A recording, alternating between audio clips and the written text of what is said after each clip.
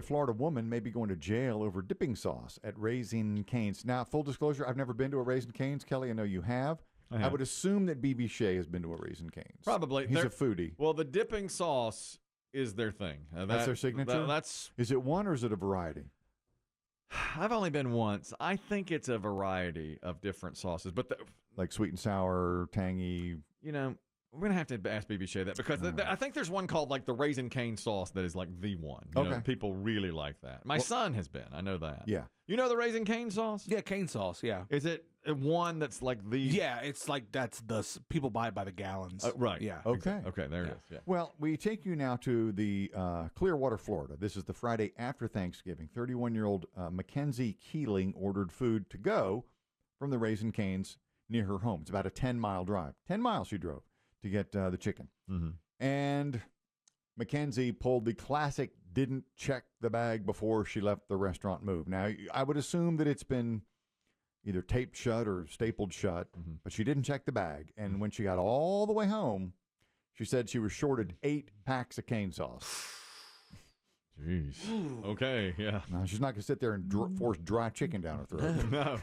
So eight packs? I mean, how many people are coming? It's a big order. I guess, yeah. 8 packs of cane sauce? She can get any. 0. The sauce is more important than the chicken. You sound like you know something about it. Have you? I've been there once. It is good. Like, no, I'm not a huge fan of it, but to people who like it, the sauce is more important than the chicken. Yeah, it's the thing. Yeah, that's what sets it apart. Yeah. So she shorted 8. So 8 packs. So Mackenzie gets back in her car, drives 10 miles back to the Raisin Cane's in Clearwater, where, of course, she caused a scene, demanded to see the manager. Her name, the manager, is Tatiana Herbert. She gave her sauce, but the two women began to argue because Mackenzie demanded extra because she said, quote, "You wasted my time and you wasted my gas." That's kind of a gray area. I don't know if you can't just give away product, but sometimes you can. Well, if I were the manager, I would have given her like a $25 gift card or something. You know, I would have said, sorry for your trouble. Here's your sauce, and here's a free meal on us next time. Free lunch. Yeah. Well, that didn't happen. The two women began to yell. Things got physical. Mackenzie struck the manager in view of at least 2 coworkers and on surveillance cameras. Mackenzie spent the Friday night after Thanksgiving in jail and was bonded out the next day. Well, of course she's in the wrong, but you're gonna want that sauce. I mean, that's the thing. And she drove 10 miles just to get the chicken and the sauce. I do feel the restaurant owes her a little something, and I'm sure she was really frustrated by the time she got there. Of course she was. That's what happened. But how many times do you grab a to-go order and don't check the bag? Well, that's one of Biggie's 10 commandments. Well, he didn't have a higher power, but he does have that. Check your bag. Okay, and he unfortunately he breaks it down on racial lines. What is he? He says white people never check the bag. White people never. We just trust. And I'm guessing Mackenzie. You think she's white? That sounds like a white name. All right. That's profiling. I know it is. Mackenzie, likely a white, did not check her bag. Now, I'm guilty of not checking the bag. You know why I don't check the bag? You're the whitest of the white. I'm the whitest. You know why I don't check the bag? And my wife always says, make sure you check the bag.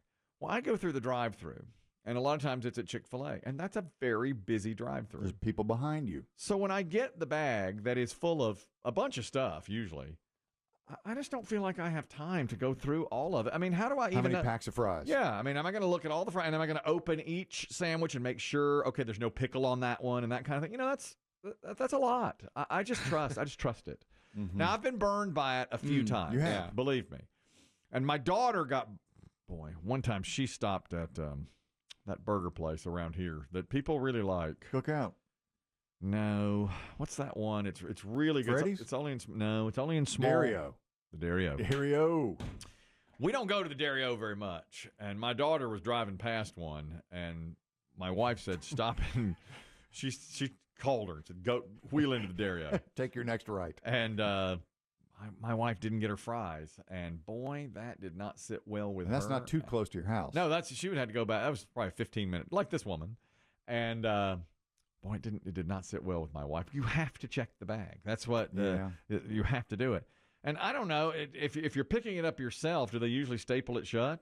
Yes. Do they put it back? I never. If you grabbed it from, I mean, I've not been to a Raisin Cane's, but oftentimes they have a place for to-go But orders. that's typically for like DoorDash and stuff. If she just handed it to her through the window, typically no, it wouldn't be stapled. Right. But if she ordered on the app and then went in, it would have been. Quite possibly, yes. D, you're talking about Raising Cane's. This woman didn't get her sauce. Go ahead. What's up, guys? It's D. Your number one black people want to listen except for James. Thank you, sir, D. You can comment on this about the divide. Yeah, Biggie says there's a racial divide that black people check their food, check the bag, and white people don't. Do you see this? Do you agree with this? That is correct. And this is why you know this person is white. Okay. That person drove back 10 miles, 10, to get some sauce. Not a black person in the world is going to waste their gas for one to drive 10 miles to get their sauce. Then on top of that, a black person had already figured out what this sauce is, and we just made some at the house. Yes. That's right. That's really all it takes. They just make it. A little mayo, a little ketchup. That's fine, yeah.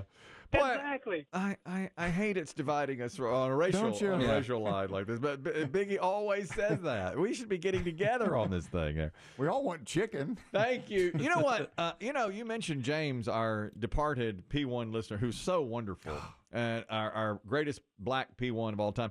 He said he liked to get chicken sandwiches with a bone in it. Like that was his thing. He goes, yes. Yeah, well, yes. He said, ask a black person about this. And we got one. We got one right here. Yeah. Is that true? That a bone-in chicken sandwich? Yes, the bone is the flavor of the chicken, of anything. If you get anything, you get a bone-in ribeye, you get a bone-in pork chop. Mm-hmm. Get everything with the bone. Yeah, that's true. She used to eat around.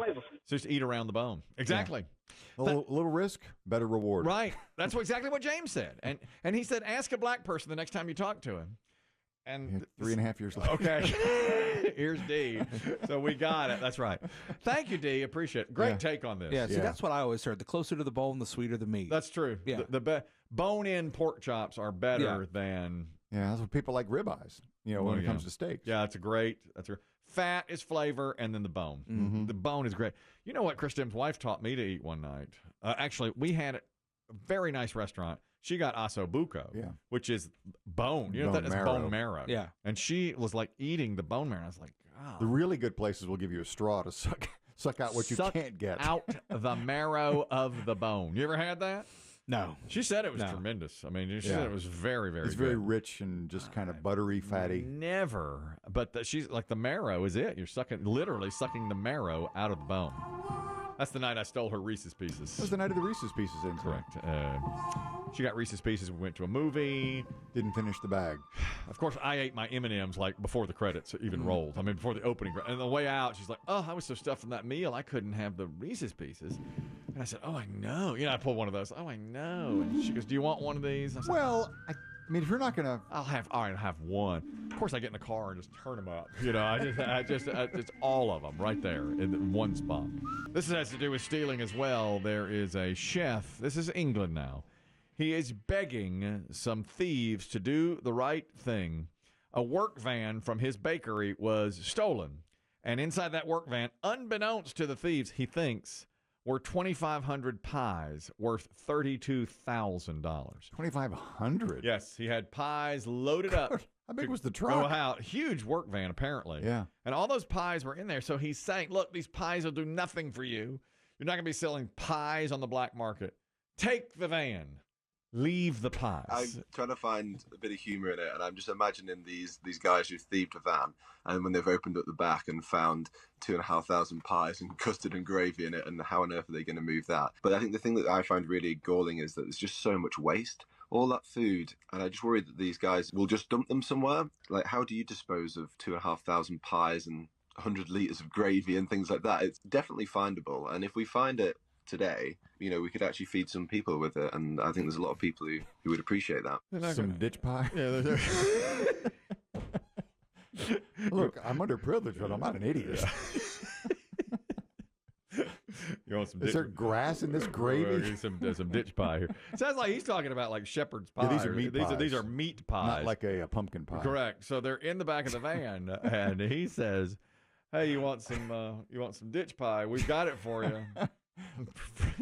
Today's the last day. Look, I got to throw them out tomorrow. Yeah, this is it. I was still. By the way, I really rolled the dice on this. We had some more macaroni and cheese and dressing left over from Thanksgiving Day. I had it yesterday. I ate a little. 7-day mark. Yeah, and remember earlier this week we had said, I think it was Monday or Tuesday, they said this is the last day for any of that stuff. But I had it, and I'm fine. But are you proud of it? I wouldn't say proud of it, but I finished off the last of the dressing. We'd been eating on it for a while, but no one had it in a few days. I said, you know what? I'm just going to have it. Well, your kids don't ever eat leftovers, period, right? Never. My daughter will eat the pretzel pandemonium leftover. Oh, okay. And a P1 listener emailed me and said she's making raspberry pandemonium. So we're now going to expanding. Peach first? Yeah. We talked about peach. She's going to do your daughter wants to do peach. She wants to do peach, and this lady is doing raspberry. So I don't know. Possible. How long after Thanksgiving do you eat your leftovers, BB? About a week. Well, that's what yesterday, which was exactly a week after Thanksgiving. Now, this year, BB Shea's Thanksgiving was a bucket of chicken. Oh, that's true. I just finished the last piece yesterday. Yeah. Just swallowed that last drop of Raisin Cane sauce. Last shot glass full.